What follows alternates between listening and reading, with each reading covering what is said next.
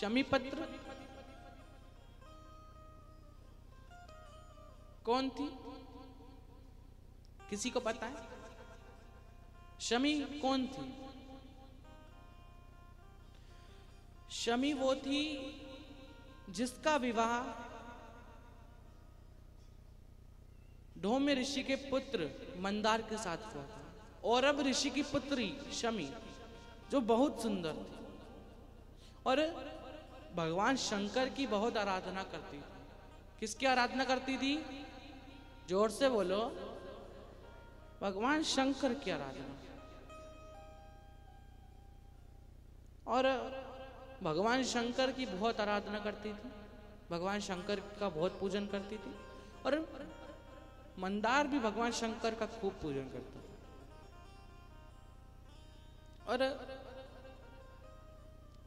और अब ऋषि की पुत्री शमी जो कि भगवान शंकर की आराधना करती थी, भगवान शंकर की उपासना करती थी और भोजन बनाते समय भी भगवान शंकर की ही आराधना करती थी। वो इतनी आराधना करती थी कि भगवान शंकर भी उनसे खूब प्रसन्न थे। और आया समय जो और अब ऋषि हैं उन्हें लगा कि अब हमें अपनी पुत्री का विवाह करवाना चाहिए, अपनी पुत्री का विवाह करवाना चाहिए। और अब ऋषि विवाह की बात करने धौम्य ऋषि के पास गए। कहा कि हमें अपनी पुत्री का विवाह करवाना है। कहा हमारे पुत्र से करवा दीजिए जिसका नाम मंदार है, उससे आप विवाह करवाइए। क्या नाम था? सो गई क्या? हैं? सो गई क्या? जागते रहो। तीसरी बार लगा रहे ना, आ रहा है। जागते रहो, सोना नहीं है। नहीं तो तुम सो रही हो, हमने कथा नहीं सुनाई थी पहले दिन? सो तुम रही हो, पाप हमको पड़ रहा। क्या नाम था? उधर से तो आवाज आ रही, मतलब कुछ कुछ जीजी जग रही हैं। और जीजी सुनो, जो जग रही हो ना, वो साइड वाली जो सो रही है उसके कान में जोर से चिल्ला देना, जागते रहो। है? सो गई क्या? जागते रहो, है? सोना नहीं। और अगर ज्यादा नींद आए तो गियर चेंज कर लेना है, गियर चेंज कर लेना थोड़ा सा।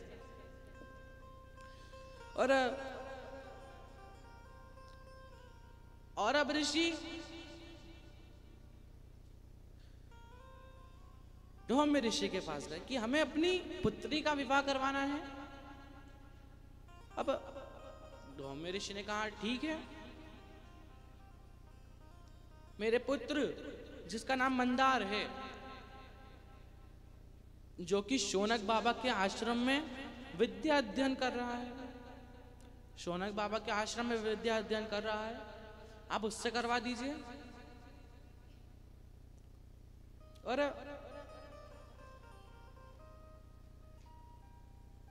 उन्होंने कहा ठीक है। अब दोनों का विवाह हुआ। अब जैसे और अब ऋषि धौम्य ऋषि के पास गए थे, वैसे कहीं कहीं के लोग होते हैं जो मतलब अपनी समस्या लेके किसी के द्वार जाते हैं, लेकिन कोई उन्हें समझ नहीं पाता, कोई समझ नहीं पाता। जैसे अब दो चार लोग बैठे थे, दो चार लोग अपनी सिद्धियों की बात कर रहे थे। हमारे पास ये सिद्धि है कि हम, हमारे कान में भली रुई हो या कुछ भी हो, हम किसी की बात सुन लेते हैं। हमारी आंख पे दूसरा बोला हमारी आंख पर भली पट्टी बंधी हो तो हम किसी को भी देख सकते हैं तब भी। तीसरा बोला कि हम किसी के भी दिमाग की बात पढ़ सकते हैं। कहा अच्छा। अब वहां पर एक बेटा था भिखारी। कौन बेटा था? भिखारी। और बैठा था वो बेचारा, अब तीनों ने बात करी तो उसने बोल दिया हमारे पास भी एक सिद्धि है।